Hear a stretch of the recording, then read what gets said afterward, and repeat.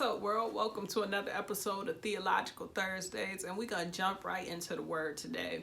Today, I was thinking a little bit about the Valley of Dry Bones and what exactly Ezekiel is saying. And I think historically that has significant symbolic history, but I think that we can look at that Valley of Dry Bones as people who have been discarded, people who have been forgotten about, people who have been rejected or abandoned, because in our culture, see, very few people actually believe or subscribe to the idea that people will be there when we need them. There's a very small percentage of people that actually believe that. Right? And so because of that, we have so many people who are isolated, who are exiled, who have been abandoned and rejected and messed over and left for dead and forgotten. But just like the Valley of Dry Bones, God is mindful. God is cognizant of those individuals that have been forgotten, those individuals that have been left for dead, those individuals that have been thrown away like trash.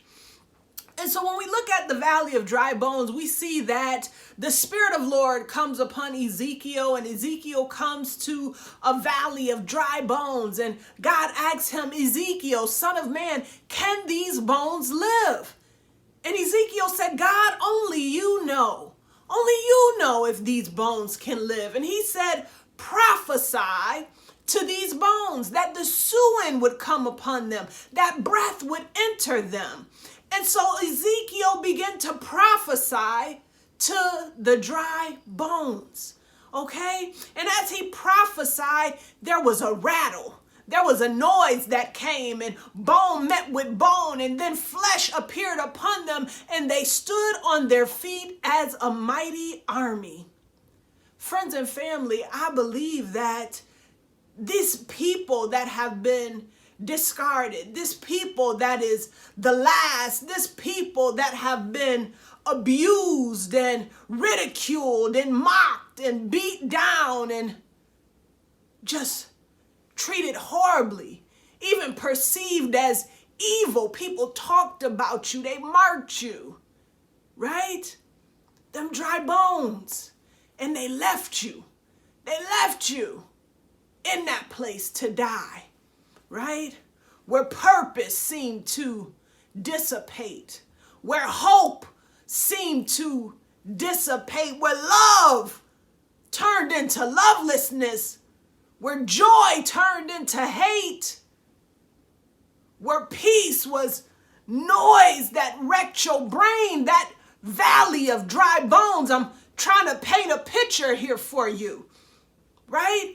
This is a symbolism of the condition of a people. This is the symbolism of the condition of despair, the condition of depression, the condition of anxiety, the condition of hopelessness, on the verge of giving up. Suicide ideology is your constant thought and mentality. You are in the valley of dry bones. And just as God sent a prophet to prophesy to the dry bones, I want to speak to you today. See, because in spite of everything that has happened in your life, in spite of everybody that has abandoned you and left you, in spite of being thrown away, rejected and ridiculed and marked, in spite of those things, you still standing. See, you still standing, and even though you feel like you don't feel like you have value, you don't feel like you have worth, you don't feel like your life is worth living, even though you feel that way. I want you to put your feelings into submission and submit them to the name of Yahushua HaMashiach right now. Every ear, every eye that is under the sound sound of my voice, everything that can view me, I plead the blood of Yahushua HaMashiach over you right now. Because see, you in this valley of dry bones, and just as them dry bones stood up on their feet as a mighty army, there is a mighty army of people who have felt the same feelings that you're feeling. They haven't gone through the magnitude of what you've gone through, but darkness is dark for everybody. A heavy load is heavy for everybody. Despair is despair for everybody. Abandonment is abandonment. Rejection is rejection. Hopelessness is hopelessness for everybody. And there is an army of people that can relate to these emotions. Where this atmosphere has been their valley of dry bones. I'm here to tell you that there's a ram in the bush. See, what they don't tell you is that the valley is the most fertile place. It ain't the mountaintop that's fertile. You can't grow nothing up there. Huh? You can't grow nothing up there. It's the valley where it's fertile. That's where the water flows down into rivers of living water. Flow into you, into your spirit, into your heart, into your mind. Things are uprooted and planted in the valley. Yeah. So all of these circumstances that we think have been for our demise, that have been for our destruction, they have been your boot camp.